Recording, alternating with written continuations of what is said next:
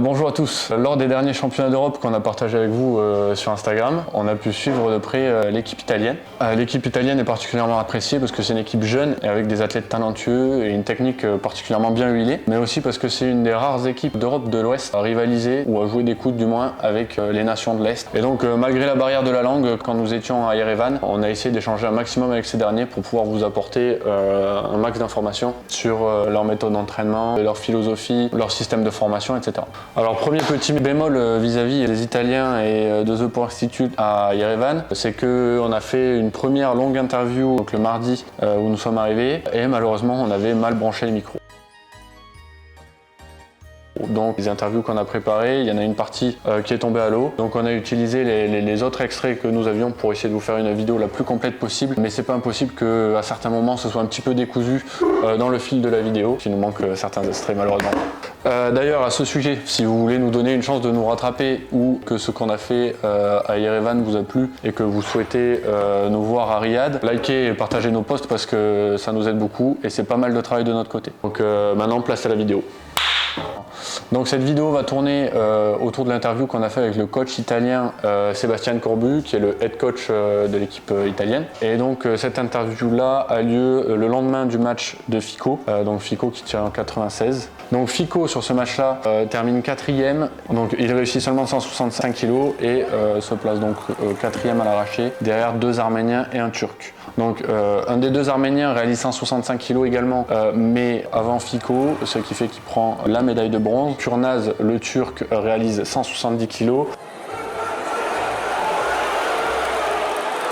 Et Ovanessian, l'autre Arménien, réalise 172 kg à l'arraché. Et donc Fico termine l'arraché avec 7 kg de retard. À l'épaulé jeté, Fico frôle la bulle en ratant 2 fois 197 à l'épaulé jeté sur le jeté. Il valide sa 3e barre à 198 kg. Une fois de plus, il se fait devancer par les 2 Arméniens qui, eux, réalisent 199 kg et 205 kg. Fico reprend tout de même la 3e place au Turc qui, lui, ne réalise que 191 kg à l'épaulé jeté. Il fait donc 2 médailles, 3e au total et 3e à l'épaulé jeté. Donc, lors de l'interview qui avait lieu le lendemain de la compétition de Fico, on a pu prendre de ses nouvelles et demander au coach italien ce qu'il a pensé de sa performance. Je dis prendre de ses nouvelles parce que quand il est sorti du plateau, on voyait Fico se tenir le dos et donc on a imaginé qu'une blessure au dos avait pu le pénaliser lors de l'épaulé jeté. Il risultato non è fatto solo di chili sollevati in allenamento, è fatto di chili sollevati in gara e Fico non ha tutta questa esperienza, è ancora giovane e secondo me l'ha fregato un po' l'emozione, perché lui il suo risultato in palestra è di 170 e 210 e avrebbe potuto fare 70, 72, 212, però poi la gara è gara e bisogna farlo lì il risultato, quindi dire avrebbe potuto, infortunio, non credo che sia l'infortunio, credo che sia più il fatto che ne abbia avuto un po' di tensione e gli abbia giocato un brutto scherzo, altrimenti un infortunato 198 in terza prova non lo fa così come l'ha fatto lui. E se diciamo bugie poi i ragazzi si aggrappano a quelle bugie e continueranno a sbagliare, invece è molto meglio che i ragazzi dicano che se hanno avuto paura, hanno avuto bassa tensione, non concentrati, non sono riusciti a sviluppare, è meglio che lo dicano per essere aiutati per le prossime volte. Donc visiblement, d'après le coach italien, rien de grave pour Fico. Ce dernier explique la contre-perf relative de Fico par un problème plutôt lié à l'expérience que à la légère blessure au dos qu'il se serait fait. Donc à noter tout de même que Fico était de loin le plus léger de la compétition. Il s'est pesé à seulement 89,3 kg en moins de 96. Et donc malgré le fait qu'aux yeux des Italiens ce soit une contre-perf, ça reste quand même un total très solide en moins de 89. D'ailleurs, ce choix de tirer en 96, c'est un choix stratégique des Italiens parce qu'ils ont déjà un Italien placé en 96. 89. Nino Pizzolato qu'on présente plus. En l'occurrence, Fico n'est pas si loin des performances, du moins à l'entraînement, Fico n'est pas si loin des performances de Nino. Et si le jeune Italien arrive à reproduire les performances qu'il fait à l'entraînement, 170 à l'arraché, 210 à l'épaule jetée, s'il arrive à reproduire ses performances en compétition, ça en fera un sérieux prétendant dans la catégorie des moins de 89 aux Jeux Olympiques. Si Nino ne répare pas sa blessure au dos, car pour rappel, l'Italien n'avait pas tiré aux championnats d'Europe parce qu'il était blessé au lombaire. La chose la plus frappante quand on regarde tirer les haltéros italiens, c'est probablement le verrouillage de barre à l'arraché. C'est une section du mouvement qu'ils maîtrisent parfaitement. Et donc lors de l'interview, on a demandé aux coachs italiens s'ils avaient une méthode particulière pour l'entraîner, s'ils utilisaient des exercices particuliers, pour savoir s'il y a une raison au fait que l'emboîtement à l'arraché soit un point si fort dans l'haltérophilie italienne. No, noi in realtà facciamo un lavoro per lo snatch e per il clean and jerk, non è che facciamo un lavoro diverso. Fanno delle belle cose anche nel clean and jerk.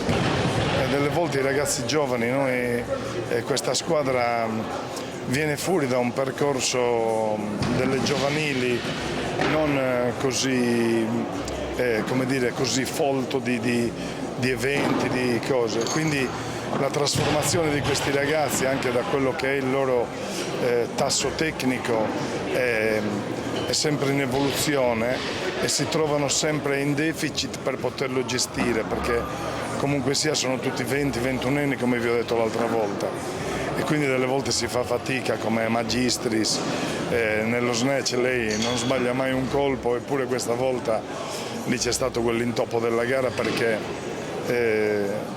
il regolamento tecnico non è applicato così come deve essere applicato e il regolamento tecnico presenta anche dei deficit che devono essere rivisti a mio modo di vedere le cose.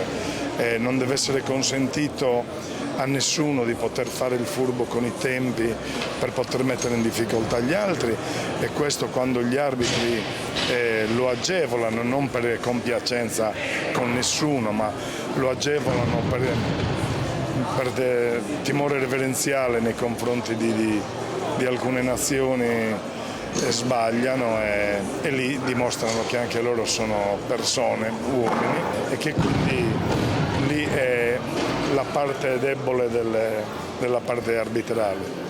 Benché in questo campionato europeo ad oggi ho visto dal punto di vista delle terne arbitrali ho visto le migliori terne arbitrali che si potessero vedere.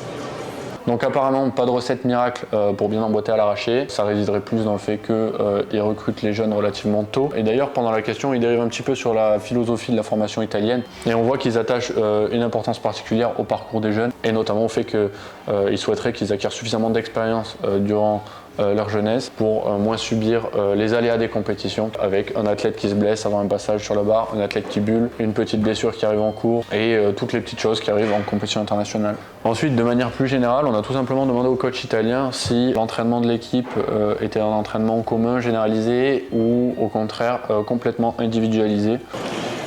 Il sistema di allenamento deve avere una base per tutti, ma poi ognuno ha delle differenze in funzione dell'età, del sesso, del peso corporeo, della qualità muscolare, della mobilità articolare e quindi tutti fanno lavori percentuali e numero di sedute differenti. Et donc sans étonnement, pour avoir discuté avec plusieurs coachs d'équipe nationale, c'est souvent le semi-individualisé qui prime, qui permet d'avoir les bons côtés d'une programmation générale pour une équipe, à savoir de l'émulation et de la cohésion lors des entraînements et du travail spécifique pour que ce soit adapté à l'athlète, que ce soit son âge, etc., pour combler des défauts techniques ou des faiblesses musculaires. Donc le jour de l'interview, l'équipe italienne avait terminé sa compétition puisque Fico en 96 était le dernier athlète à tirer. On a donc trouvé intéressant de demander au coach comment les athlètes reprenaient après une compétition, s'ils avaient quelques jours off ou si au contraire ils reprenaient le travail directement pour préparer la prochaine échéance qui est Cuba. Cuba, donc un meeting qui compte pour la qualification aux Jeux Olympiques. No, da noi il tempo libero non esiste, non c'è il tempo libero. Ci sono un paio di giornate di scarico come quelle che stiamo facendo oggi, continuano a lavorare e soprattutto viene incrementato subito dopo la competizione, generalmente viene incrementato moltissimo il volume sulla forza e rivisto tutta la parte tecnica, viene rivista al ridimensionamento dei carichi. Successivamente, dopo 4-5 giorni, si ricomincia il programma che sviluppiamo per tutto l'anno. E non lo sviluppiamo solo in funzione di Cuba, che molti atleti probabilmente andranno solo a pesarsi e altri invece cercheranno di fare un risultatino sperando che le condizioni logistiche ce lo permettano. La nostra paura lì è quella. Però un paio di atleti andranno a fare la gara e gli altri andranno a pesarsi perché c'è l'obbligo delle presenze. Donc chez les Italiens, dans les jours qui suivent la compétition, pas de repos, de l'haltéro plus légère pour travailler la technique et plus de travail de force. Et donc a priori Cuba n'a pas l'air d'être dans les plans italiens. Visiblement ils ont peur que l'organisation sur place et les conditions ne soient pas optimales pour performer et donc de permettre à leurs athlètes de se classer dans un top 10 mondial et d'améliorer leurs chances d'aller à Paris 2024. Donc si on dézoome un peu et qu'on prend du recul, avec ces performances, l'équipe italienne se place 3e chez les hommes et 8e chez les femmes. Alors, chez les femmes c'est un peu particulier parce qu'ils n'ont pas fait une médaille d'or alors qu'ils ont eu pas mal de médailles d'argent. Ça les relègue directement derrière toutes les nations qui ont fait une médaille d'or. Mais ils ramènent quand même pas mal de médailles à la maison et donc on a demandé au coach italien s'il était satisfait de son équipe et s'il était content du déroulé de la compétition. Ma generalmente molti quelli che vedono da fuori vedono risultati belli, entusiasmanti e per certi versi lo sono, però molti mi chiedono se sono contento, se sono felice dei risultati che hanno fatto. Io non sono mai felice anche quando fanno benissimo. Appena finisce l'alzata sto già pensando alla gara prossima. Non è una questione di essere felice, è una questione che se tu hai lavorato, hai fatto, deve arrivare quel risultato. Ne sarei infelice se non arrivasse. E siccome gli allenatori come gli atleti hanno l'obiettivo sempre di alzare l'asticella, anche quando sbagli un'alzata o quando non va a buon fine una delle 6 alzate, comunque ti rimane sempre un po' di rammarico e guai se non fosse così. Et donc ici, les propos du coach italien soulignent un principe très intéressant de l'haltérophilie quand on a pour but la performance, à savoir toujours favoriser le long terme. C'est quelque chose que les Italiens ont l'air d'avoir très bien compris. Ils ont sorti Nino de la compétition alors qu'il aurait pu faire une médaille à l'épaule jetée au total parce qu'il avait une blessure au dos. Et donc ils ne compromettent pas l'avenir du sportif pour une simple médaille. Et c'est un principe qu'on aime bien chez The Power Institute. Une compétition ou même une séance de max, ça ne changera pas ta carrière d'haltéro. C'est pas parce que tu fais un PR plus 2 ou même plus 10 sur une séance que tu deviendras champion olympique. Par contre, si tu te prends une barre sur la gueule et que tu te fais mal, ça peut compromettre ton haltérophilie à long terme. Donc c'est une belle intervention du coach qu'on trouve là. Même quand on est à haut niveau, ça sert à rien de se flinguer pour une médaille. On peut voir également qu'ils attachent une grande importance au fait que les objectifs de l'athlète doivent être cohérents avec ses entraînements. Si tu as des objectifs de médaille olympique, tu t'entraînes comme quelqu'un qui a des objectifs de médaille olympique. Il faut accorder les entraînements qu'on fait avec les objectifs qu'on a. Sinon, c'est le meilleur moyen pour se blesser ou se frustrer. Donc voilà pour ce qui est de l'interview du coach italien. Si vous voulez nous donner une chance de nous rattraper avec toute la partie d'interview qu'on a ratée pour qu'on en refasse une plus travaillée et plus intéressante, soutenez la chaîne et soutenez le compte Instagram. Vous pouvez également nous soutenir par notre boutique. Et en parlant de la boutique, restez à l'affût parce qu'on vous prépare un gros drop. Et pour ce qui est du contenu, restez connectés parce que la semaine prochaine, il y a une autre vidéo et c'est sur les Arméniens cette fois. Grazie mille a voi. Ciao.